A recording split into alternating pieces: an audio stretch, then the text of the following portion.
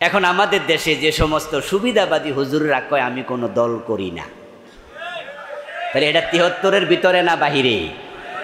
খুব মুসিবত। কিন্তু কোন দল করে না এমন ফির, এমন হুজুর, এমন ইমাম, এমন বক্তা বাংলাদেশে আছে না নাই? এবং বলে আমি কোনো দল টল করি না, এবং এটা বলে সে গর্ব প্রকাশ করে।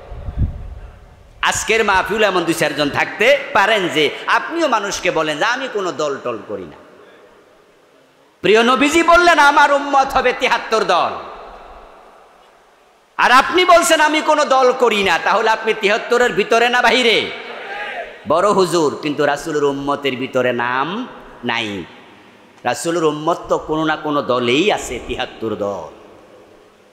মানুষ যখন মারা যায় কবরে দেওয়ার সময় একটি দোয়া আছে, বিসমিল্লাহি ওয়া আলা মিল্লাতি রাসূলিল্লাহ। এই এলাকায়ও দোয়াটা আছে না নাই? আচ্ছা, এই দোয়াটির বাংলা অনুবাদ কি? বাংলা অনুবাদ হলো বিসমিল্লাহি, আল্লাহর নামে, ওয়া আলা মিল্লাতি রাসূলিল্লাহ, এবং রাসূলুল্লাহর দলে তোমাকে তুলে দিলাম। তাহলে কবরে দেওয়ার সময় বলা হচ্ছে রাসূলের দলে তোমাকে দিলাম। এখন যেই হুজুরকে আমি কোনো দল টল করি না, এই হুজুরের জন্য এই দোয়ায়ে চলবে না নতুন দোয়া বানাইতে হবে? খুব বিপদের কথা, কিন্তু এটা হাসির খোরাক নয়। আপনি কিভাবে বলেন যে আমার কোনো দল নাই? কিভাবে বলেন? আমার প্রিয় ভাই রাসূলুল্লাহ বললেন আমার উম্মত ৭৩ দল, জান্নাতি এক দল। কিলা ইয়া রাসূলুল্লাহি ওয়া মাহি, আল্লাহর হাবিবকে কোনো একজন সাহাবী প্রশ্ন করলেন, হে আল্লাহর নবী, জান্নাতি দল কোনটা আমি চিনতে চাই। কারণ আপনার একদল উম্মত জান্নাতি হবে মাত্র, সেই দলে না গেলে তো জান্নাতি হওয়া যাবে না। তাই জান্নাতি দল কোনটা আমি চিনতে চাই। যেই সাহাবী প্রশ্ন করলেন, জান্নাতে যাওয়ার আকুতি থেকে তিনি করলেন, এবার বলুন তো রাসূল যদি জীবিত থাকতেন এই প্রশ্নটা আমাদেরও করা দরকার ছিল কিনা? আমরা তো জান্নাতে যেতে চাই, তাহলে জান্নাতি দলটা চিনতে হবে আমাদেরকে, ঠিক কি নয় কি? এখন জান্নাতি দল কোনটা? এবার প্রিয় নবীজি জবাব দেন, মা আনা আলাইহি ওয়া আসহাবি। জান্নাতি দল হলো সেটা আমি নবী মুহাম্মদ যার উপর প্রতিষ্ঠিত এবং আমার সাহাবারা প্রতিষ্ঠিত। মা আনা আলাইহি, যার উপর আমি প্রতিষ্ঠিত, ওয়া আসহাবি, এবং আমার সাহাবারা প্রতিষ্ঠিত। যদি তুমি ঠিক তার উপরে প্রতিষ্ঠিত হতে পারো তাহলে তুমিও হবে জান্নাতি। আপনি কিভাবে বলেন যে আমি কোনো দল করি না? রাসূলের দল আছে, আল্লাহর দল আছে, সাহাবাদের দল আছে, আর আপনার কোনো দল নাই। এই কথাগুলো তারা এই জন্যই বলে কোনো দল করি না। এ কথা বললে সব দলের হাদিয়া, হালুয়া রুটি, হাদিয়া তোফা পাওয়া যায়। এবং এই দেশে যে হুজুররা, যে আলেমেরা দল করে না, তাদের কাউকে মামলা দিয়ে জেলে দেয়া হয় না, তারা সুবিধাবাদী হয়ে যায়। আর যারা আল্লাহর দলের লোক, রাসূলের দলের লোক, হাজারো কষ্ট, ডজন ডজন মামলা নিয়ে ঘোরাফেরা করেছে, বাড়িতে ঘুমাতে পারে নাই বছরের পর বছর। এ কষ্টে নিপতিত হওয়ার ভয় থেকেই বলেছে আমি কোনো দল করি না। প্রিয় ভাই, রাসূলের দলে যোগ না দিলে জান্নাতে যাবেন কেমনে? এখন রাসূলুল্লাহ সাল্লাল্লাহু আলাইহি ওয়াসাল্লাম কিসের উপর প্রতিষ্ঠিত? আল্লাহর নবী কিন্তু বলে নাই অমুক দল, কোনো দলের নাম বলে নাই। যদিও আমাদের বাংলাদেশে আমরা অনেকেই নির্দিষ্ট দলে যোগ দিয়া, নির্দিষ্ট পীরের মুরিদ হয়ে, নির্দিষ্ট গোষ্ঠীর সাথে সম্পৃক্ত হয়ে নিজেরা জান্নাতের স্বপ্ন দেখি। অনেকে ঘোষণা দিয়ে বসে যায় যে আমাদের সাথে গেলে জান্নাত নিশ্চিত। না প্রিয় ভাই, রাসূল বলেননি অমুক দল, নাম সর্বস্ব, কোন দল করলে জান্নাত পাওয়া যাবে না। আজকের বাংলাদেশে যে দলগুলো আছে, আজ থেকে 100 বছর আগে এই নামে কি একটি দলও ছিল? হেফাজতে ইসলাম ছিল, জামাত ইসলাম ছিল, খেলাফত মজলিস ছিল, খেলাফত আন্দোলন ছিল, যত ইসলামী দল আছে, আমরা তো ইসলামী দল করলে জান্নাত পাবো এই মানসিকতা আমাদের লালন করি, তাই তো ইসলামী দল করি। কিন্তু এই নামওয়ালা একটা দলও তো 100 বছর আগে ছিল না। এতে বোঝা যায় অমুক দল রাসূল বুঝাননি যে অমুক দল করলে জান্নাত পাওয়া যায়, বরং রাসূলুল্লাহ বলছেন মানা আলাইহি ওয়াসহাবি, যার উপর আমি নবী প্রতিষ্ঠিত তুমি তার উপর প্রতিষ্ঠিত হও। ওই চিন্তা চেতনা লালন করো। প্রিয় নবীজি কিসের উপর প্রতিষ্ঠিত? এবার কোরআন থেকে শুনুন। কুল ইন আত্তাবিউ ইল্লা মা ইউহা ইলাইয়া ইন্নী আখাফু ইন আসাইতু রাব্বি আযাব ইয়াউমিন আযীম। ও নবী মুহাম্মদ সাল্লাল্লাহু আলাইহি ওয়াসাল্লাম, আপনি উম্মতকে শুনিয়ে দেন, আপনি বলুন ইনাত্তাবিউ ইল্লা মা ইউহা ইলাইয়া, আমি নবীর কাছে যে ওহী আসে আমি তা মানতে বাধ্য। আমি নবী মুহাম্মদ ওহীর উপর প্রতিষ্ঠিত, ওহীর বাহিরে কোনো কথা বলি না, ওহীর বাহিরে কোনো কাজ আমি করি না। আমাদের নবী ওহীর উপর প্রতিষ্ঠিত ছিলেন, এজন্য ওহীর বাহিরে তিনি কোনো কথা বলতেন না। ওহীর বাহিরে যে তিনি কথা বলতেন না তার প্রমাণ কোরআনের আরেক আয়াতে আল্লাহ দিয়েছেন। আল্লাহ তাআলা বলেছেন মা ইয়ানতিকু আনিল হাওয়া ইন হুয়া ইল্লা ওয়াহয়ুন ইউহা। আল্লাহ তাআলা বলেন আমার নবী বানিয়ে কোনো কথা বলে না, বরং তিনি যা বলেন সব আমি আল্লাহর পক্ষ থেকে পাঠানো ওহীর ভিত্তিতেই বলে। রাসূলুল্লাহ ওহীর উপর প্রতিষ্ঠিত, ওহীর বাহিরে কিছুই করতেন না, বলতেন না, চলতেন না। কোন মহিলা চোর ধরা পড়ল, প্রিয় নবীর কাছে অনুরোধ করা হলো অন্য কোনো শাস্তি দেয়া যায় কিনা হাত না কেটে। আমার রাসূল সেদিন কি বলেছেন? লাওয়ান্না ফাতেমাতা বিনতা মুহাম্মাদিন সারাকাত ইন্না মুহাম্মাদান লা ইয়াকতাউ ইয়াদাহা। ওই মহিলা নয়, মুহাম্মাদের মেয়ে ফাতেমা যদি চুরি করে আমি নবী মুহাম্মদ ফাতেমার হাতটাও কেটেই দেব। চোর ধরে হাত কাটার অর্ডার আল্লাহর কোরআনে আছে না নাই? ওহীর বাহিরে আমি নবী মুহাম্মদ কেমনে যাই?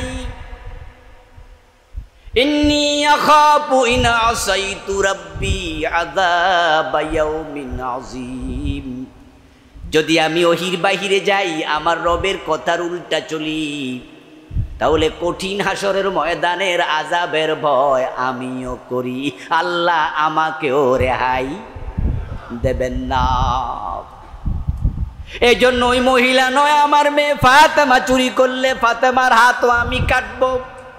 এই হলো আমার নবীর দলের চরিত্র, এই হলো আমার নবীর আদর্শ।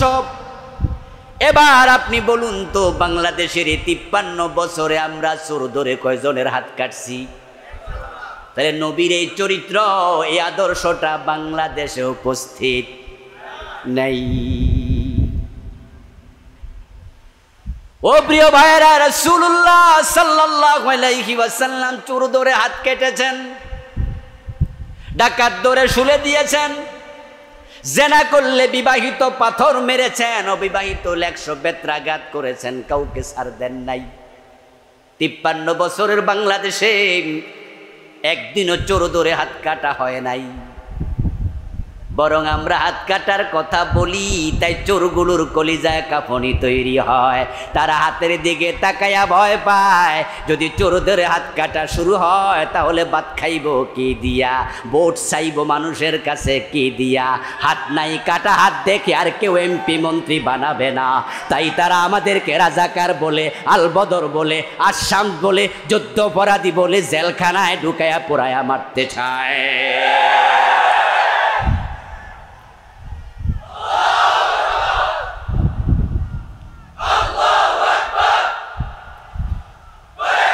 আমার প্রিয় ভাইয়েরা, তারা জানে তারা জানে আল্লামা সাইদি খুনি নয়, তারা জানে তিনি ধর্ষণকারী না, তারা জানে উনি কারো বাড়িতে আগুন দেয় নাই। জানার পরেও তাকে জেল খাটাইছে একটা কারণে, তিনি তো বলেন আল্লাহর আইনে দেশ চলবে। আর আল্লাহর আইনে যদি দেশ চলে, যারা বাংলার 1000 কোটি টাকা চুরি করে বিদেশ পাঠাইছে, তাদের কারো হাত বেঁচে থাকার কথা না।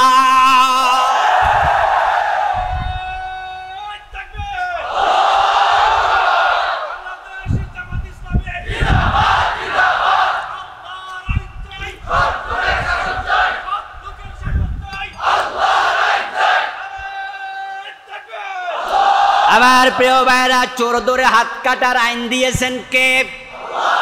চোর ধরে হাত কাটার বিধানটা নফল না ফরজ? রাসূল বলে আমার মেয়ে ফাতেমাকেও ছাড়বো না। আর 53 বছরে এই আইনটা একদিন বাস্তবায়ন হলো না। এদেশের আলেম ওলামা পীর বুজুর্গ তারা নিশ্চিন্তে ঘুমায় কেমনে? বরং তাদের তো টেনশনে ঘুম হারাম হওয়ার কথা। যে বিষয়টাকে আমার নবী মুহাম্মদ সাল্লাল্লাহু আলাইহি ওয়াসাল্লাম এত গুরুত্ব দিলেন, ওই বিষয়টা বাংলাদেশে কায়েম নাই। আমরা আলেমরা কেমনে চুপ থাকি, কেমনে চুপ থাকি,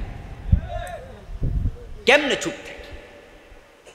আমার প্রিয় ভাইয়েরা, আপনাদের এই দেবিদ্বার এখানে যে কেন্দ্রীয় মসজিদটা আছে, বড় মসজিদ, কলেজ মসজিদ, এখানে মসজিদ, এদিকে সুন্দর মসজিদ আছে। আচ্ছা, আগামী জুমায় যদি এমন একজন খতিব নামাজ পড়াইতে আসছে যে খতিবের ক্লিন শেভ,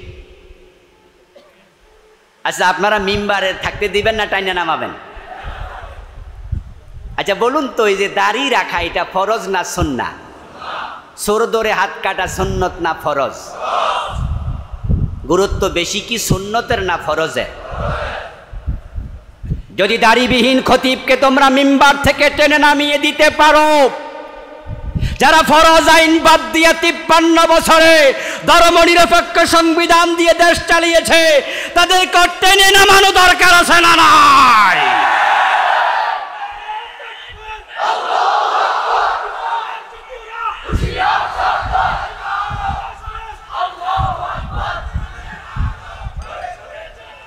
আমার প্রিয় ভাইয়েরা, প্রিয় নবীজি বললেন যে যার উপর আমি প্রতিষ্ঠিত, ও আজ কিছু বাড়ি নিয়েন, এজন্য আমার সাথে একটু কথাও বলবেন। রাসূলুল্লাহ প্রতিষ্ঠিত ছিলেন কিসের উপরে? ওহীর উপরে। ওহী হলো 2 প্রকার, একটার নাম ওহীয়ে মাতলু, এটা হলো কোরআন। আরেকটার নাম ওহীয়ে গায়রে মাতলু, সেটার নাম হলো হাদিস। কোরআন কার বাণী? হাদিস কার বাণী? তাহলে হাদিস হলো রাসূলের বাণী, কোরআন হলো কার বাণী? অথচ কোরআনও ওহী, হাদিসও ওহী।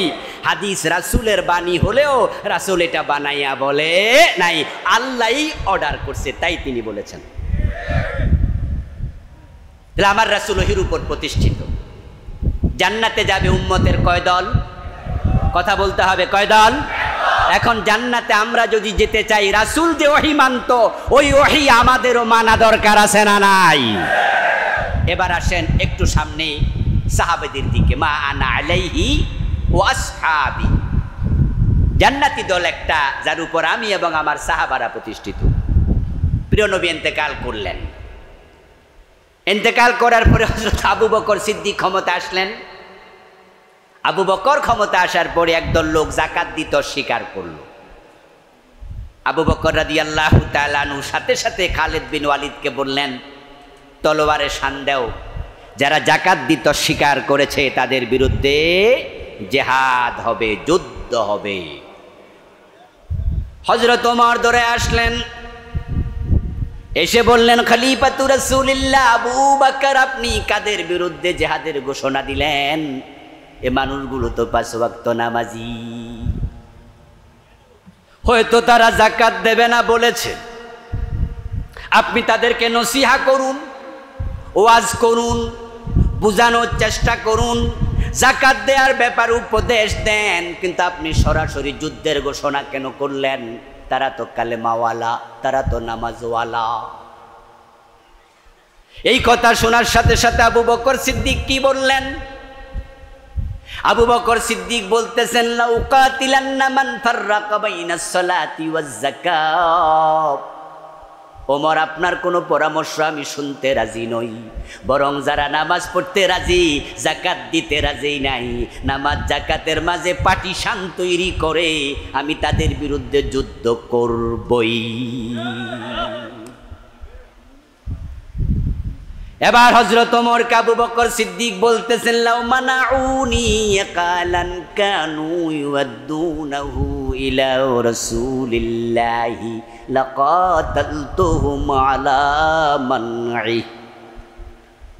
আমার যুদ্ধের ঘোষণা শুনে এই মানুষগুলো যদি যাকাত দিতে রাজি হয়ে যায়, আমার কাছে মেসেজ পাঠায়, আবু বকর, আমরা সিদ্ধান্ত প্রত্যাহার করেছি, আমরা যাকাত দিতে রাজি, আপনি যুদ্ধ কইরেন না।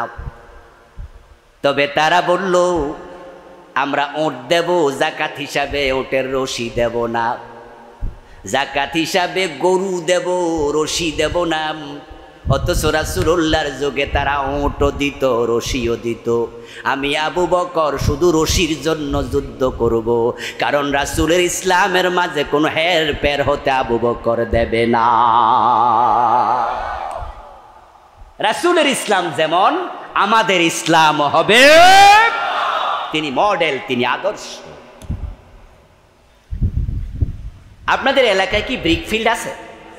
ইট বানায় যে ব্রিকফিল্ড আছে না, আছে, গিয়েছেন অনেকে, না হয় যাবেন। ব্রিকফিল্ডে গেলে দেখবেন যে যারা ব্রিকফিল্ডে ইট বানায়, কর্মচারী 20 জন 50 জন ইট বানাচ্ছে, তাদের প্রত্যেকের হাতে ইট বানানোর জন্য একটা ফর্মা দেয়া হয়, লোহা দিয়ে বানিয়ে অথবা কাঠ দিয়ে বানিয়ে। এই ফর্মাগুলোর মাপ এক হয়। ব্রিকফিল্ডের মালিক নির্দিষ্ট মাপের ফর্মা বানাইয়া অনেকের হাতে দিয়েছে, কিন্তু এক মাপ হওয়ার কারণে ইট যদি 1 লক্ষ হয়, মাপ হয় কয়টা? একটাই। 4 কোণ হবে। আপনি ফিতা দিয়া মেপে দেখবেন ইট সবগুলার একই মাপ। নবী মুহাম্মদ আমাদের ফরমা, আমাদের আইডল, আমাদের মডেল, আমাদের ওসওয়া, আমাদের কদওয়া। তা আমাদের পুরা জীবন রাসূলের মাপে সাজাতে হবে। আবু বকর বললেন, তারা রাসূলের সময় ওটও দিত, রশিও দিত, এখন বলবে রশি দেব না। আবু বকর এটাও, বরং রশির জন্য যুদ্ধ। আচ্ছা, আবু বকর সিদ্দিক রশির জন্য জেহাদ করবে? 53 বছরের বাংলাদেশে যাকাত আছে তো নাকি? রাষ্ট্রীয়ভাবে যাকাত কি মরে গেছে? মন চাইলে দেয়, মন না চাইলে দেয় না। এবং যাকাত আমরা যারা মধ্যবিত্ত, নিম্নবিত্ত, আমরা দেই 10 লাখ, 5 লাখ, 20 লাখ, 50 লাখ, 1 কোটি, 2 কোটি, 5 কোটি, আমরা হিসাব করে করে যাকাত দেই, আলহামদুলিল্লাহ অনেকে। কিন্তু এই দেশে যারা 100 কোটি টাকার মালিক, 1000 কোটি টাকার মালিক, তারা যথাযথভাবে 1% যাকাত দেয় না। আবু বকর থাকলে তাদের বিরুদ্ধে জিহাদ ঘোষণা করে দিতেন। রাসূল বলছে, মা আনা আলাইহি ওয়া আসহাবি, জান্নাতে যেতে চাও, আমি আমার সাহাবারা যার উপর প্রতিষ্ঠিত তার উপর প্রতিষ্ঠিত হও। তো এই দেশে 53 বছর যাকাত নাই, যাকাতবিহীন অর্থ ব্যবস্থা চলছে। আর আপনি আলেম হয়ে নিশ্চিন্তে ঘুমান কেমনে? রাসূলের দলে গেলে, সাহাবার দলে গেলে, আল্লাহর জমিনে দিন কায়েমের আগে নিশ্চিন্তে ঘুমানোর কথা না। আল্লাহর অর্ডার কি? কাতিলুহুম হাত্তা লা তাকুনা ফিতনা ওয়া ইয়াকুনা আদ-দীনু কুল্লুহু লিল্লাহ। তোমরা যে পর্যন্ত না পুরা জমিন আল্লাহর হয়ে যায়, আল্লাহর কথা সব জায়গায় চলে, ততদিন পর্যন্ত তোমরা নিশ্চিন্তে ঘুমাবে না, বরং লড়াই অব্যাহত রাখতে হবে। আমার প্রিয় ভাইরা, শোনার একটু, আবু বকর সিদ্দিক মাত্র 2 বছর 3 মাস ক্ষমতায় ছিলেন। 2 বছর 3 মাস পর আবু বকর রাদিয়াল্লাহু তাআলা আনহু ইন্তেকালের পরে হযরত ওমর ক্ষমতায় আসলেন। হযরত ওমরের ক্ষমতাকালে ওনার ছেলে আবু শামা মদ পান করল। মদ পান করার পরে হযরত ওমর নিজের ছেলেকে সার দিলেন না, বেত্রাঘাত করলেন। আমার বন্ধু রাসূলের ইসলাম এটাই। আমার রাসূল বলেছেন আমার মেয়ে ফাতেমা চুরি করলে সার দেয়া হবে না। ওমর তো রাসূল থেকে ইসলাম শিখেছে, এই জন্য উনার ছেলে আবু শামা মদ পান করেছে, আবু শামাকে সার দেন নাই। কবি নজরুল চমৎকার ভাবে বলেছেন, মদ্যপানের অপরাধে প্রিয় পুত্রকে নিজ করে মেরেছ দোররা, মরেছে পুত্র তোমারই চোখের পরে। আবু শামাকে হযরত ওমর আশীর্বাদ দিলেন, ওমর যদি মদ পান করলে নিজের ছেলেকে বেত্রাঘাত করতে পারে, রাসূলের ইসলাম অনুসরণ করে এমনটা ওমর করেন। 53 বছরের বাংলাদেশে মদ পানকারীকে আশীর্বাদ একদিনও দেয়া হয় নাই, একদিনও দেয়া হয় নাই। রাসূলের ইসলামের সাথে আমাদের ইসলামের এই অমিল। তোমরা জান্নাতের আশা করো কেমনে? আল্লাহর জান্নাতে যেতে হলে মদ পান করলে আশীর্বাদের আইন, জেনা করলে রজমের আইন, চুরি করলে হাত কাটার আইন। এই আইন যদি সমাজে চালু করতে চাও, আল্লাহর কোরআনকে সংসদে নেওয়ার দরকার আছে না? না,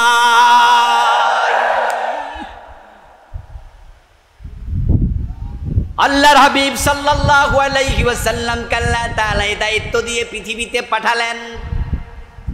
হুয়াল্লাযী আরসালা রাসূলাহু বিল হুদা ওয়া দীনিল হক। তিনি আল্লাহ যিনি তার রাসূলকে কোরআন এবং সত্য ধর্ম ইসলাম নিয়ে দুনিয়ায় পাঠালেন। লিইউযহিরাহু আলাদ-দীনি কুল্লিহি। উদ্দেশ্য একটা, এই ইসলামকে তিনি সমাজে বিজয়ী করে দেবেন।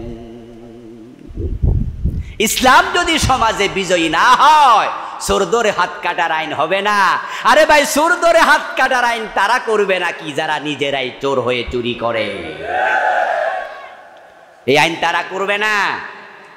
বরং দিন বিজয়ের কথা বললে তারা কেন খেপে যায়? কারণ তারা জানে দিন বিজয়ী হলে চুরি বন্ধ হয়ে যাবে, দিন বিজয়ী হলে সিনেমা হল বন্ধ হয়ে যাবে, দিন বিজয়ী হলে মদের ব্যবসা চলবে না, মদ খাইলে আশীর্বাদ লাগিয়ে পিঠের চামড়া তুলে ফেলা হবে।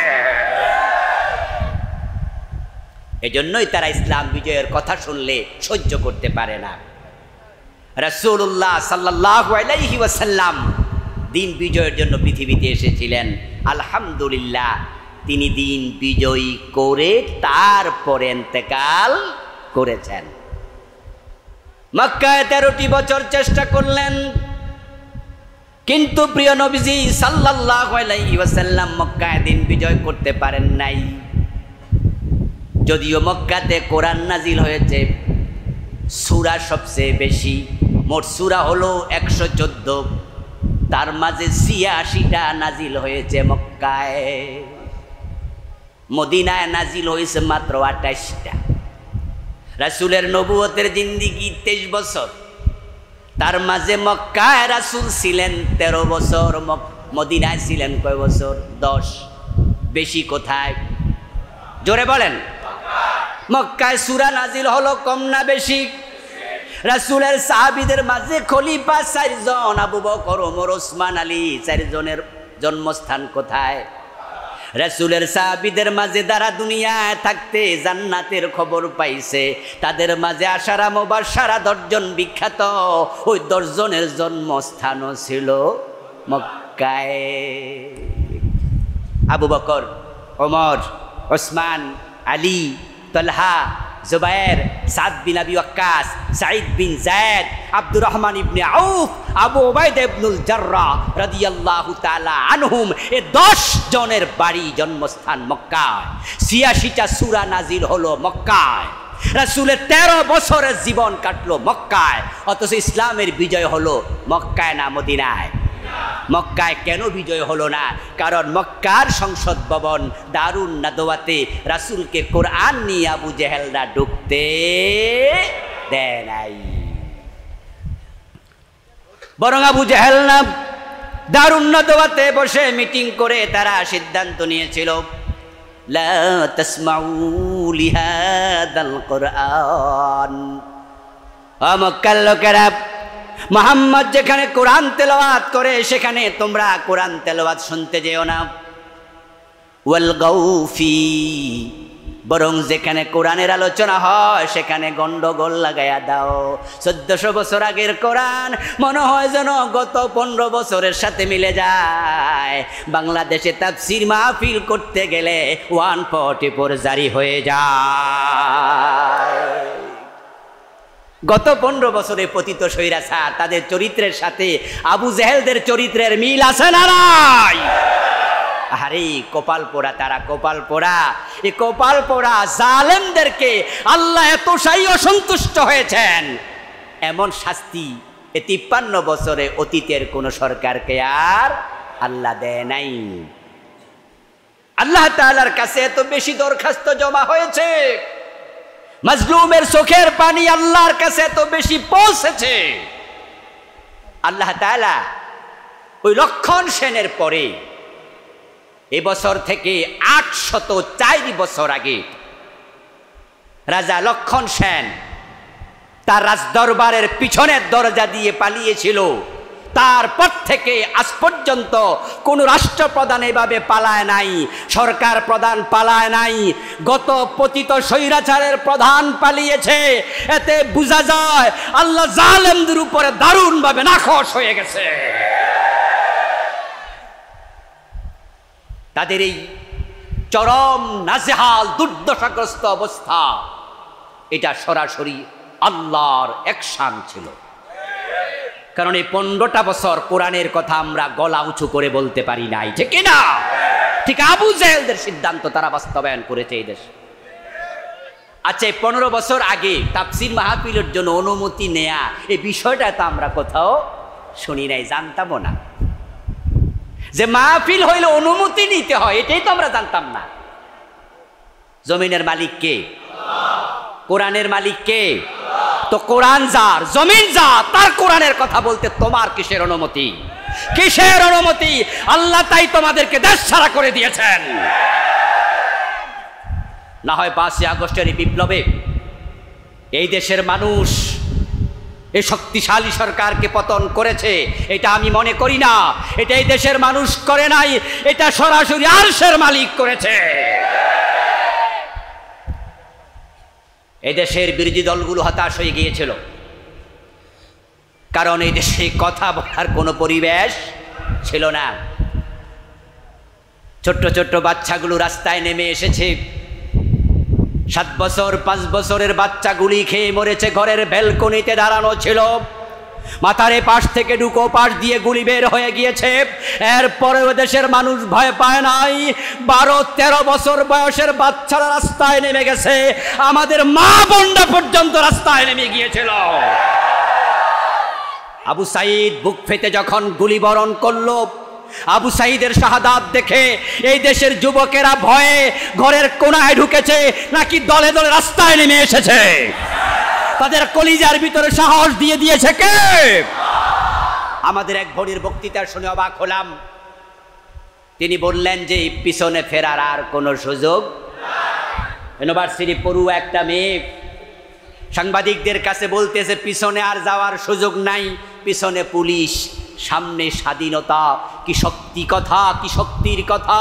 আমাদের কুমিল্লার মেয়ে, ঢাকা ইউনিভার্সিটির প্রফেসর অধ্যাপক ডক্টর সায়েমা কি চমৎকার ভাবে বলেছিলেন, কয়জন মারবা?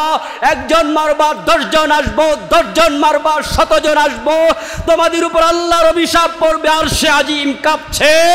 সাহসিকতা আল্লাহ এমন ভাবে দিয়েছে, যুবক রাস্তায় নেমেছে আর জালেমরা দেশ ছেড়ে পালিয়েছে। রান্না করা ভাত খাওয়ার সুযোগ আল্লাহ দেয় নাই।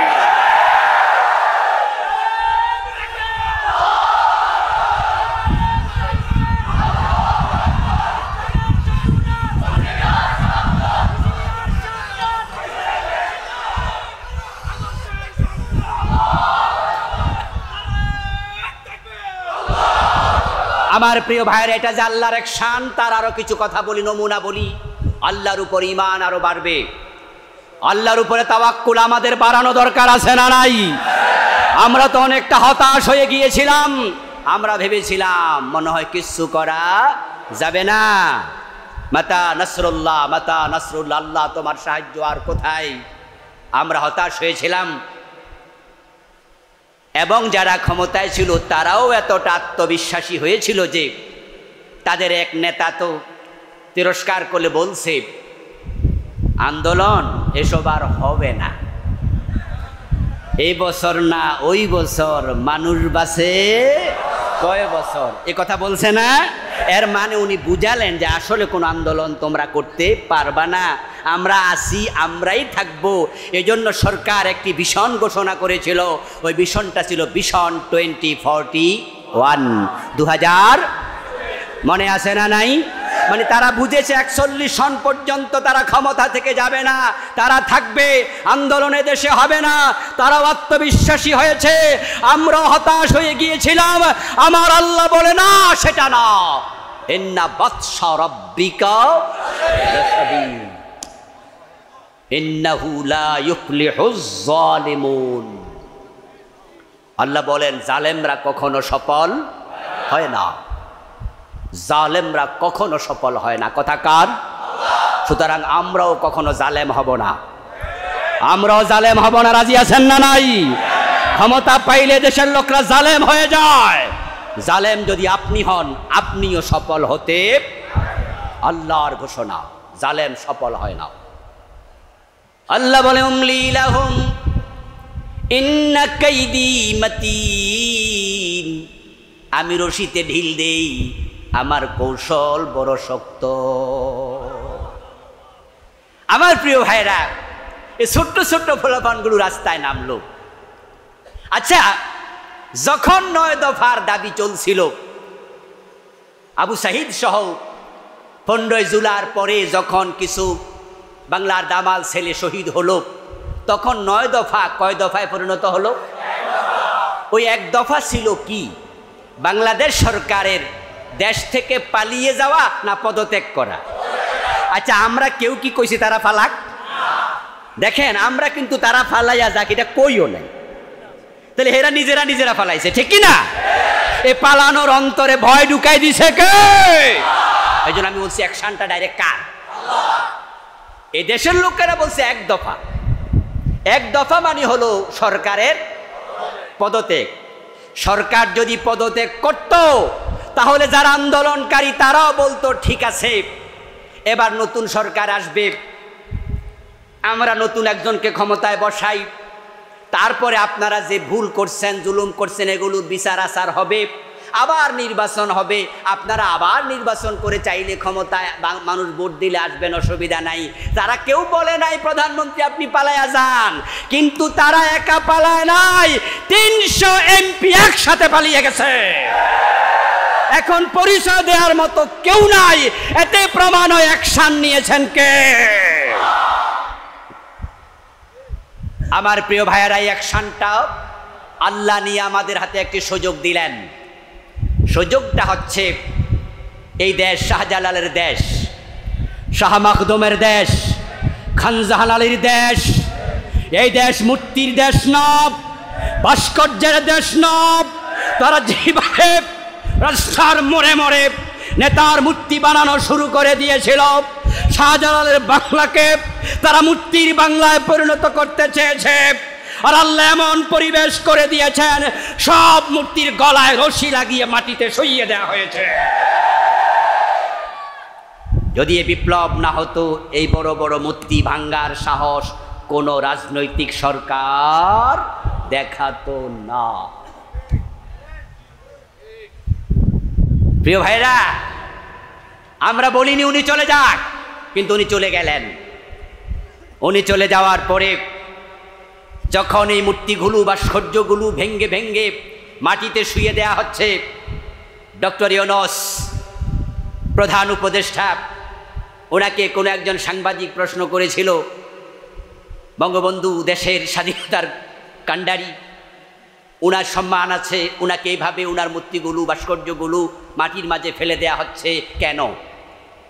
তখন ডক্টর ইউনূস চমৎকার উত্তর দিয়েছিলেন। তিনি বলেছিলেন, এই প্রশ্ন আমাকে কেন করেন, ওবেডার বেডিরে জিজ্ঞাস করেন। উত্তরটা যথাযথ ছিল, কারণ হচ্ছে মানুষ যখন অন্যায় করে তখন মানুষ অন্যায়কারীকে যখন গালি দেয় তখন শুধু ওরে দেয় না, মা বাপরে সহ দেয়। তাহলে বুঝা গেল ওই বেটার বেটি এমন অন্যায় করছে, তার অন্যায়ের খেসারত তার বাবাকেও দিতে হয়েছে। মরা বাবাকে বেজ্জতি সেই নিজে করেছে।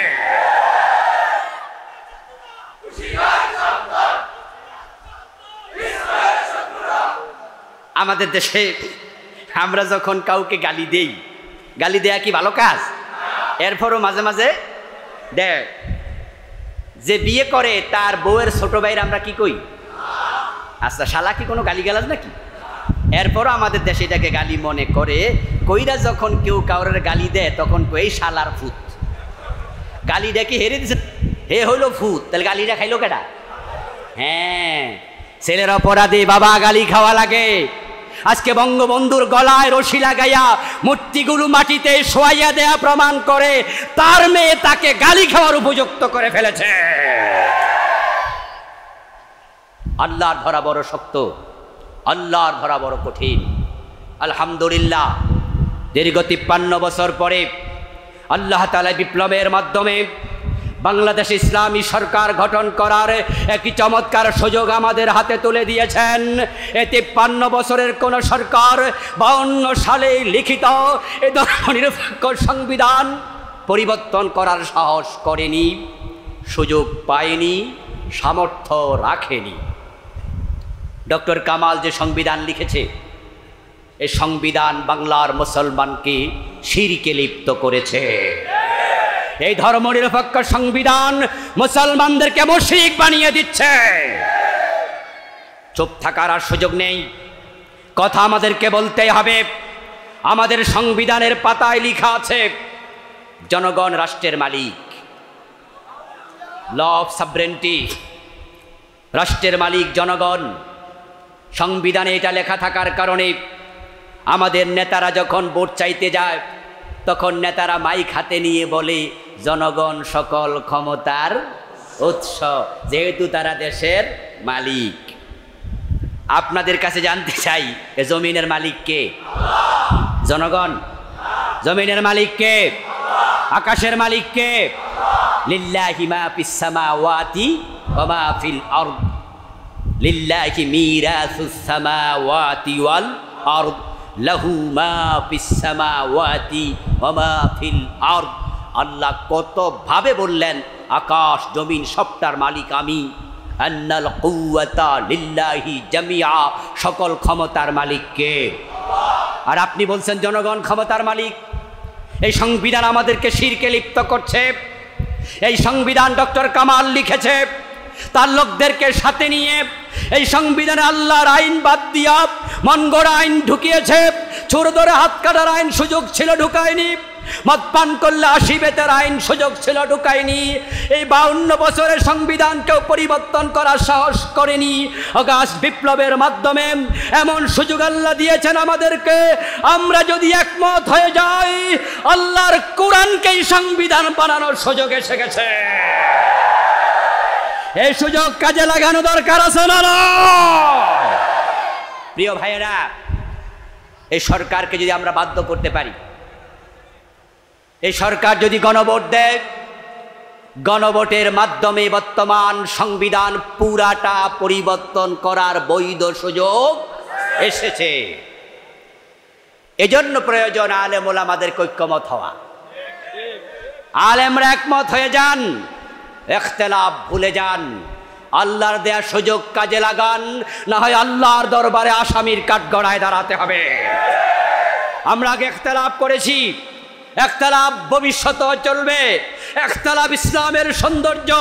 সাহাবাদের মাঝেও ছোটখাটো ইখতিলাফ ছিল, সব বিষয়ে মায়ের 2 সন্তানও একমত হয় না। কিন্তু আল্লাহর আইনের ব্যাপারে আমরা কোন ইখতিলাফ করতে চাই না। মা আনা আলাইহি ওয়াসহাবি, এক জায়গায় ফিরে আসতে হবে। নবীর দল, সাহাবাদের দল, কোরআনের দল। হাত কোথায় বাঁধেন? বুকের ওপর। কেন? হাদিসে আছে। ভাই আপনি হাত বাঁধেন নামাজে কোথায়? বলেন আবির নিচে। কেন? হাদিসে আছে। আপনি আমিন আসতে বলছেন, হাদিসে আছে। আপনি আমিন জোরে বলেন কেন? বলে হাদিসে আছে। প্রিয় ভাই লক্ষ্য করে দেখুন, একতলাপ যদিও থাকে দলিল খুঁজি কোথায়? হাদিসে।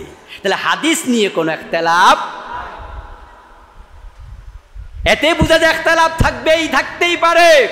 কেউ কেয়াম করে, কেউ কেয়াম করে না, কেউ আমিন জোরে বলে, কেউ আমিন জোরে বলে না, কেউ 5 কল্লি টুপি মাথায় দেয়, কেউ 1 কল্লি টুপি মাথায় দেয়, কেউ ঈদে মিলাদুন নবী করে, কেউ সিরাতুন নবী পালন করে, কিন্তু কোরআন হাদিসের ব্যাপারে আমরা দ্বিমত করি না।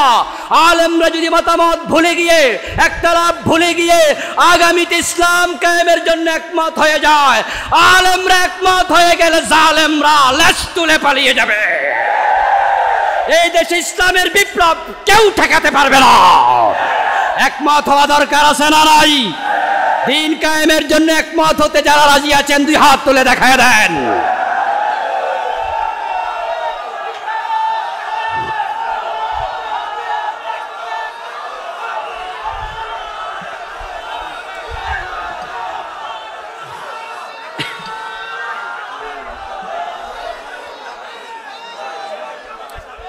আমার প্রিয় ভাইয়েরা, 53 বছর মানুষ দেখেছে এই ধর্মনিরপেক্ষ সংবিধান বাংলাদেশে শান্তি দিতে পারেনি। বরং আমরা বিগত সরকারের আমলে দেখেছি স্বামীর হাতে তার স্ত্রী নিরাপদ ছিল না। সিলেটের এমসি কলেজে 8 জন যুবক স্বামীর হাত থেকে স্ত্রীকে নিয়ে গণধর্ষণ করেছে। মনে আছে না নাই? দেশের ব্যাংকগুলো লুটপাট হয়ে গিয়েছে, হাজার হাজার কোটি টাকা বিদেশে পাচার হয়েছে। আমরা অশান্তিতে আছি, রাস্তাঘাটের চামড়া নাই, কাজ করার আগেই রাস্তা ভাঙ্গা শুরু হয়ে যায়, কারণ লুটপাটের মহা উৎসব চলছিল।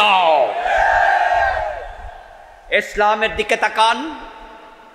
রাসূলুল্লাহ সাল্লাল্লাহু আলাইহি ওয়াসাল্লাম যখন ক্ষমতায় আসলেন, ইসলাম যখন প্রতিষ্ঠিত হলো, জাহিলিয়াত দূর হয়ে সমাজে এতটা শান্তির ফুলগুধারা প্রবাহিত হলো।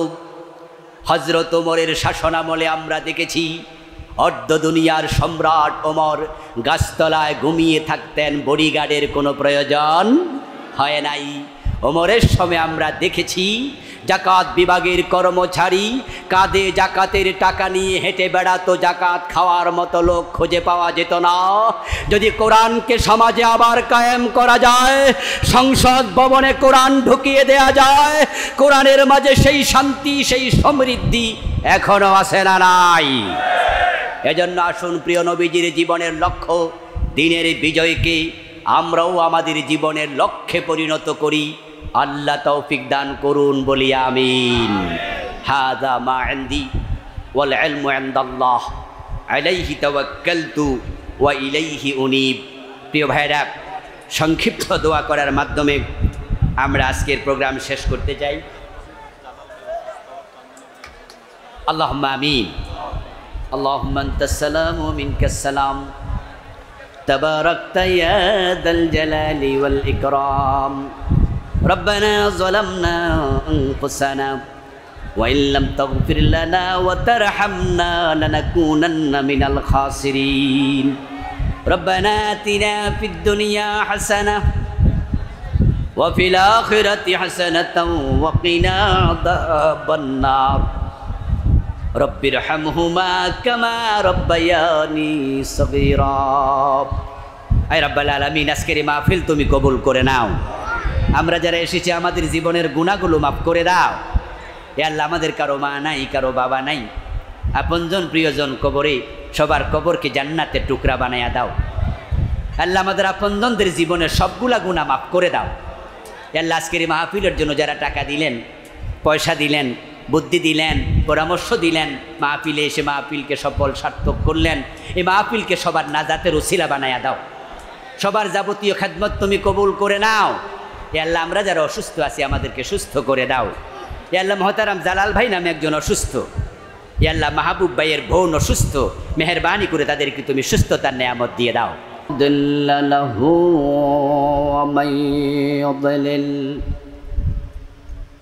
ومن يضلل فلن تجد له وليا مرشدا وأشهد أن لا إله إلا الله وأن محمدًا عبده ورسوله أما بعد فقد قال الله تعالى في كلامه المجيد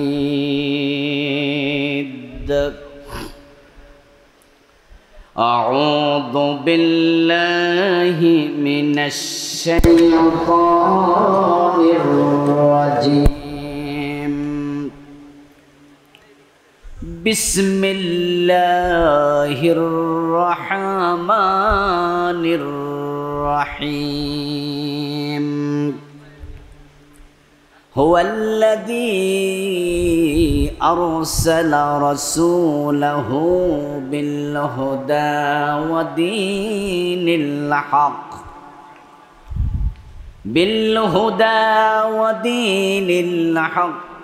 ليظهره على الدين كله ولو كره المشركون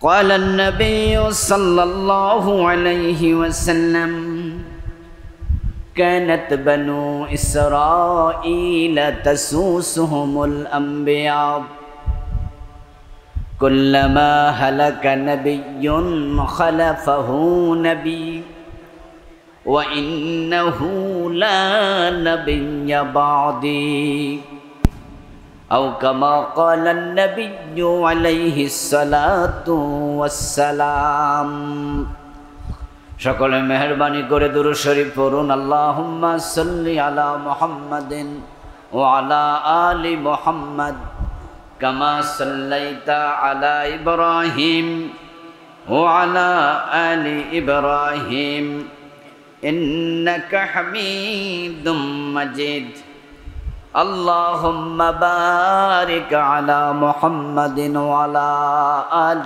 محمد كما باركت على إبراهيم وعلى آل إبراهيم إنك حميد مجيد اللهم صل وسلم وبارك عليه বাংলাদেশ জামাত ইসলামী দেবিদ্বার উপজেলা ও পৌরসভা কর্তৃক আয়োজিত আজকের এই চমৎকার সিরাতুন নবী সাল্লাল্লাহু আলাইহি ওয়াসাল্লাম মাহফিলের সম্মানিত সভাপতি,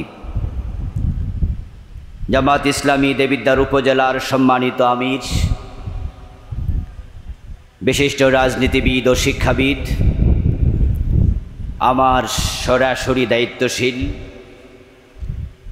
মহতারাম অধ্যাপক শহীদুল ইসলাম সাহেব, আজকের এই প্রোগ্রামের সম্মানিত প্রধান অতিথি বাংলাদেশ জামাত ইসলামী কুমিল্লা উত্তর জেলার সম্মানিত আমির মহতারাম অধ্যাপক আব্দুল মতিন সাহেব, মঞ্চে উপবিষ্ট আছেন এই দেবিদ্বারের কৃতি সন্তান, দেবিদ্বারের গণমানুষের নেতা, দেবিদ্বারের আগামী দিনের আশা আকাঙ্ক্ষার প্রতীক, এই দেবিদ্বার উপজেলার সম্মানিত সাবেক সফল ভাইস চেয়ারম্যান মহতারাম প্রিয় ভাই সাইফুল ইসলাম শহীদ সাহেব, আলোচনা উপস্থাপন করেছেন আড়াইবাড়ি সাইদিয়া কামিল মাদ্রাসার সুযোগ্য প্রিন্সিপাল মহতারাম মৌলানা মুফতি আমিনুল ইসলাম সাহেব, প্রিয় ভাই ফেরদাউস আহমদ সাহেব সহ অন্যান্য সম্মানিত দায়িত্বশীল বৃন্দ, আপনাদেরকে ইসলামী সঙ্গীতের সুরের মূর্ছনায় উজ্জীবিত করেছেন, আপ্লুত করেছেন।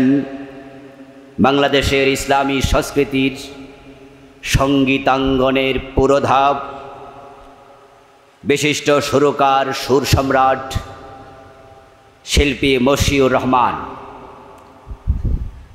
আমি আসার পরে আরেকটি শিল্পগোষ্ঠীর সদস্য ভাইয়েরা চমৎকার ইসলামী সঙ্গীত উপস্থাপন করলেন।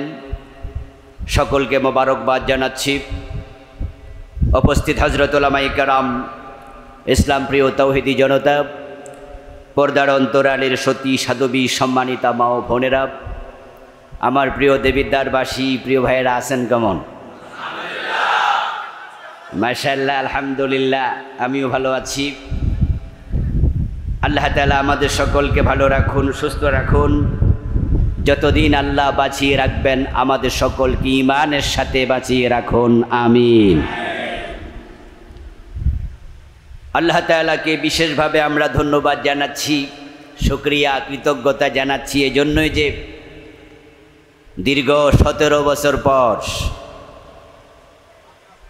আমরা খোলা ময়দানে আল্লাহর জমিনে নিঃসংকোচে টেনশনহীনভাবে আল্লাহর কথা বলার সুযোগ আল্লাহ করে দিয়েছেন।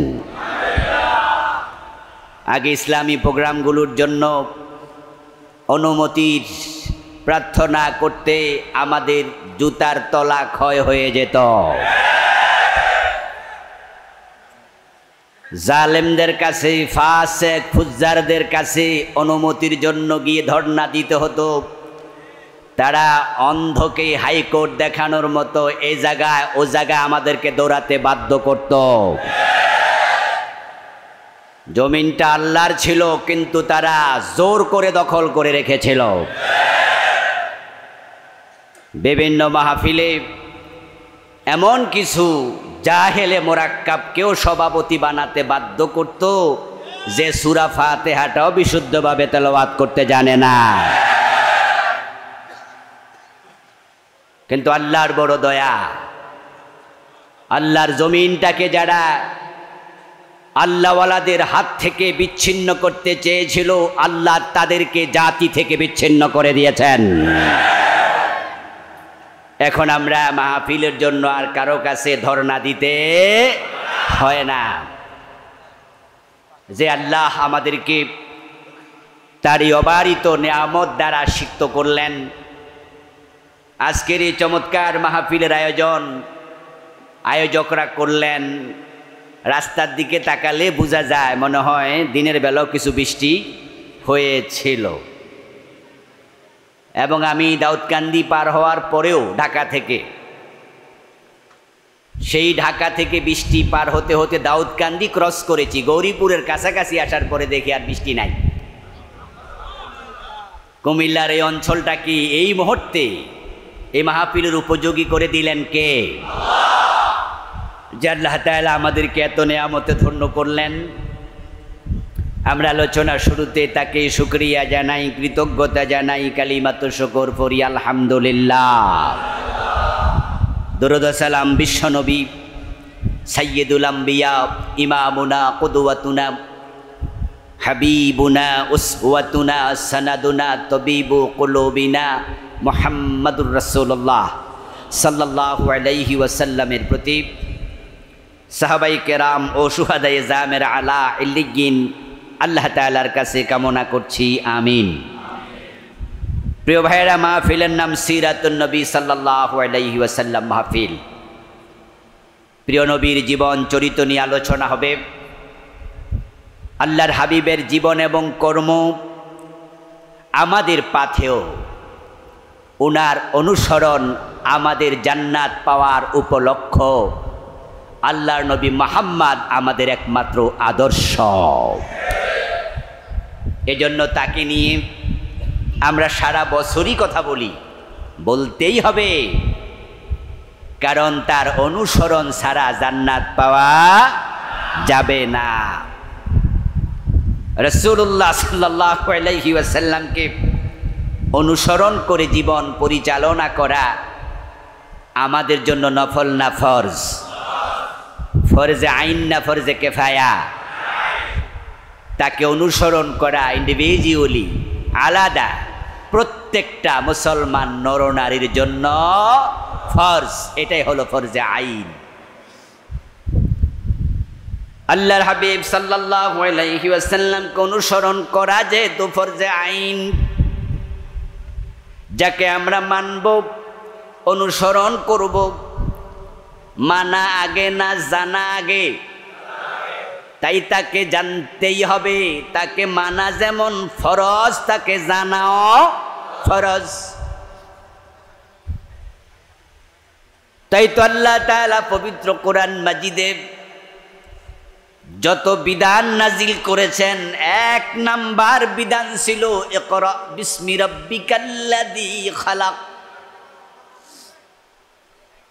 পড়ো তোমার রবের নামে যিনি সৃষ্টি করেছেন। পড়ো পড়ো, পড়ার আদেশ আল্লাহর 1 নাম্বার আদেশ। কারণ পড়ার সাথে জানার সম্পর্ক আছে না নাই? জানতে হলে পড়তেই হবে। আমাদের দেশের মানুষও জানতে চায়, জানার আগ্রহ আছে, তাই তো মাহফিলে আসছেন। কিন্তু আমাদের দেশের মানুষ পড়ে বেশি না শোনে বেশি?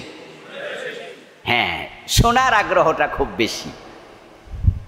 অথচ আল্লাহ তাআলা প্রথম অর্ডার দিয়েছেন পড়ো। শোনার কথাও আছে, ওয়াইদা কুরিয়াল কুরআনু ফাসতামিউ লাহু। কোরআন যখন পড়া হবে, বলা হবে মনোযোগ দিয়ে শোনো। শোনার কথাও আছে, কিন্তু 1 নাম্বার আয়াত যেটা আসছে ওটাতে কি শোনার অর্ডার না পড়ার অর্ডার? তাহলে আমাদেরকে শুনতে হবে বেশি না পড়তে হবে বেশি? পড়তে হবে। এই সিরাতের সম্মেলন থেকে আমি আপনাদের কাছে বিনয়ের সাথে একটি আরজ করে আলোচনা শুরু করব। সেটা হলো, আমরা সিদ্ধান্ত নিয়ে বাড়ি যাব, যারা প্রিয় নবীর জীবনীর উপরে এখনো একটি বই পড়ে শেষ করি নাই, আমরা একটি বই হলেও ফার্স্ট থেকে লাস্ট পর্যন্ত রাসূলের জীবনী অধ্যয়ন করব। রাজি আছেন না নাই? পড়বেন, রাসূলকে জানবেন, উনি আপনার মডেল, আপনার আদর্শ। তার মতো চলতে হবে, তার মতো বলতে হবে, তার মতো ভাবতে হবে। চলনে বলনে কথনে ভাবনায় সব জায়গায়, জীবনের বটম থেকে টপ, এভরি হয়ার এভরি মোমেন্ট আমাদের জীবনের একমাত্র আদর্শ একজন, তিনি নবী মুহাম্মদুর রাসূলুল্লাহ। আমরা সব সময় বলি, নবী ছাড়া, মুহাম্মদ সাল্লাল্লাহু আলাইহি ওয়াসাল্লাম ছাড়া আমরা কাউকে আদর্শ মানি না। যদিও আমাদের দেশের অনেক যুবকেরা তারা পোস্টার বানায়, ব্যানার টানায়, তাদের ব্যানারে তারা লিখে দেয় আমি অমকের আদর্শের সৈনিক। নবী মুহাম্মদ থাকতে কোনো নেতাকে আর আদর্শ মানা যাবে না। আদর্শ তো সেই হতে পারে যার জীবনে কোনো ব্ল্যাক হোল নেই, অন্ধকার গহ্বর নেই, যার জীবনে প্রশ্ন নেই, যার জীবনে কোনো পাপাচার অন্যায় নেই। অথচ তোমরা এমন লোকদেরকে আদর্শ বানাও যারা বিড়ি টানত, মদ খায় এবং জেনা করেছে, এটার সম্ভাবনাও আছে। তাদের জীবনে পাপাচার নাই, এমন দাবি কি তারা নিজেরা কোনোদিন করেছে? করার সাহস আছে? তো পাপী লোক আদর্শ হয় কেমনে? এজন্য আলহামদুলিল্লাহ আমরা একটি কথাই প্রচার করি, আমাদের আদর্শ নবী মুহাম্মদ, আমাদের রব আল্লাহ, আমাদের দ্বীনের নাম ইসলাম।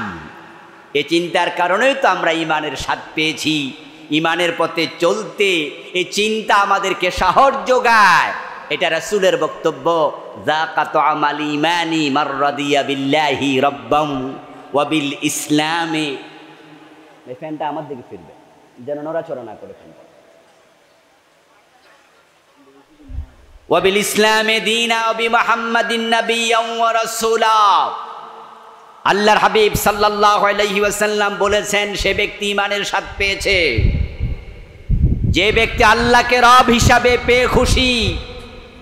আলহামদুলিল্লাহ, আমরা আল্লাহ তাআলাকে রব হিসাবে পেয়ে এতটাই খুশি, আমরা ওই রব ছাড়া কারো কাছে মাথা নত করি না। আমাদের কল্লা কেটে নেওয়া যায়, কল্লা নোয়ানো যায় না। এজন্য তো আমাদের প্রয়াত শহীদ নেতৃবৃন্দকে তারা শাহাদাতের আগে, ফাঁসিতে ঝুলানোর আগে বলেছিল মার্সি পিটিশন করুন, জীবন ভিক্ষা চান। আমাদের নেতারা ফাঁসির আগে কি জীবন ভিক্ষা চেয়েছিল? কারণ যারা আল্লাহকে রব হিসাবে পেয়ে যায়, ওই রব ছাড়া কারো কাছে আর কিছু চায় না, মাথা নত করে না। আমাদের নেতারা সবাই একটি জবাব দিয়েছে, জীবনের মালিক যে ভিক্ষা চাইলে তার কাছে চাইব, অন্য কারো কাছে ভিক্ষা চাওয়া যাবে না। রাসূলুল্লাহ সাল্লাল্লাহু আলাইহি ওয়াসাল্লামের আমাদের আদর্শ, প্রিয় নবীজি আমাদের আদর্শ হওয়ার কারণে আমরা উনার মতো ব্যক্তি জীবন সাজাই, উনার মতো আমরা পারিবারিক জীবন সাজাই। রাসূলের আদর্শে আমরা রাষ্ট্রীয় জীবন সাজানোর জন্য ইসলামী রাজনীতি করে আমরা আল্লাহর কোরআনকে সংসদ পর্যন্ত নিয়ে যাওয়ার জন্য আপ্রাণ চেষ্টা করছি। এই চেষ্টার কারণেই শুধু আমাদের নেতাদেরকে ফাঁসি দেওয়া হয়েছে। আল্লামা সাইদি রাহিমাহুল্লাহ ওনার প্রতিটা মাহফিলেই আল্লাহর কোরআনের আইনের কথা বলতেন, বাঘের মতো হুঙ্কার দিয়ে বলতেন যে আল্লাহ ছাড়া কারো আইন আমরা মানি না। অন্য অন্য পীর সাহেবদের মতো, বক্তাদের মতো, আলেম ওলামাদের মতো যদি শুধু নামাজ, রোজা, হজ, যাকাত, তাসবিহ, তাহলিল, জিকির, আসকারের ওয়াজ এই পর্যন্ত আল্লামা সাইদি সীমাবদ্ধ থাকতেন, 13টি বছর জেলখানায় কাটানো লাগতো না। যদি উনি পীর হয়ে মুরিদ বানাতেন, উমার মতো মুরিদ বাংলাদেশের কোনো পীর পেত না। কিন্তু ইসলামকে তিনি জীবন আদর্শ হিসাবে গ্রহণ করলেন, প্রিয় নবীকে একমাত্র মডেল হিসাবে গ্রহণ করলেন। এজন্যই তিনি সামান্য আপোষকামিতায় যান নাই। তো যে নবী আমাদের আদর্শ, উনাকে জানতে হবে, কারণ না জেনে পরিপূর্ণভাবে মানা যায় না। আর না জেনে যদি কোনো জিনিস মানুষ মানতে যায়, করতে যায়, ওই করার মাঝে ভুল হওয়ার সম্ভাবনা থাকবেই। আপনি ড্রাইভিং না শিখে যদি গাড়ি চালাতে যান, অ্যাক্সিডেন্ট করার সম্ভাবনা আছে কিনা? আপনি ডাক্তারি না শিখে যদি আপনি চিকিৎসা করতে যান, অপারেশন করতে যান, মানুষকে ঔষধ লিখে দিতে যান, আপনার হাতে রুগী মারা যাওয়ার সম্ভাবনা আছে না নাই? এই জন্য ডাক্তারি করা আগে না শিখা আগে? গাড়ি চালানো আগে না ড্রাইভিং শিখা আগে? তো নবীকে মানা আগে না নবীকে জানা আগে? নবীকে জানতে হবে। আমি আপনাদের সম্মুখে পবিত্র কোরআন মাজিদ থেকে সূরাতুস সাফ এর 9 নম্বর আয়াতে কারিমা তিলাওয়াত করেছি, যে আয়াতে কারিমাতে আল্লাহ তাআলা নবী মুহাম্মদুর রাসূলুল্লাহ সাল্লাল্লাহু আলাইহি ওয়াসাল্লামের জীবন উদ্দেশ্য আলোচনা করেছেন। প্রিয় নবী পৃথিবীতে কেন এসেছেন, উনার মূল কর্মসূচি কি ছিল, এটা উম্মত হিসাবে আমাদের জানা দরকার আছে কিনা? কারণ রাসূলের জীবনের লক্ষ্য যাহা, উম্মতের জীবনের লক্ষ্য হবে হুবহু তাহা। তাকে অনুসরণ করতেই হবে, এটা আবশ্যক, এটা ফরজ। অনুসরণ করলে কি হবে, রেজাল্ট কি? আল্লাহ তাআলার রাসূল আমাদেরকে রেজাল্ট শোনালেন, মান আহাব্বা সুন্নতি ফাকাদ আহাব্বানি ওয়া মান আহাব্বানি কানা মাই ফিল জান্নাহ। আমার রাসূল বলেন, যে ব্যক্তি আমি নবীর সুন্নাহকে ভালোবাসবে, সে আমি নবীকেই ভালোবাসলো। আর যে আমার জীবন চরিত্র, জীবন কর্ম আমল করলো, আমল করে আমি নবীর ভালোবাসার প্রমাণ দিল, কানা মাই ফিল জান্নাহ, সে আমার সাথে জান্নাতে ঢুকবে। আল্লাহর জান্নাতে যাওয়ার শখ আছে না নাই? জান্নাতে যেতে হলে নবীর সাথে, নবীকে মানতেই। যদি আপনি না মানেন, তাহলে আপনি উম্মত পরিচয় দেবেন, জান্নাতি হতে পারবেন না। রাসূলুল্লাহর উম্মত জাহান্নামী হবে এমন উম্মত আছে কিনা? বরং এ জাতীয় উম্মতের সংখ্যাই বেশি। রাসূলের উম্মত জাহান্নামী, এটার সংখ্যাই বেশি। এ কথাটি আমার নয়, কথাটি আল্লাহর নবীর নিজের মুখে। قال النبي صلى الله عليه وسلم تفترق أمتي على 73 ملة كلهم في النار إلا واحدا। প্রিয় নবীজি সাল্লাল্লাহু আলাইহি ওয়াসাল্লাম বলতেছেন, আমার উম্মতগুলো ৭৩ দলে ভাগ হয়ে যাবে। তার মাঝে সবগুলো দল হবে জাহান্নামী, ইল্লা ওয়াহিদা, জান্নাতি হবে মাত্র একটা দল। রাসূলের উম্মত হবে ৭৩ দল। কয় দল? দয়া করে একটু কথা বলিয়েন। রাসূলুল্লাহর উম্মত হবে কয় দল? ৭৩ দল। ৭৩ মিল্লা, ৭৩ দল। তার মাঝে জান্নাতি হবে মাত্র কয় দল?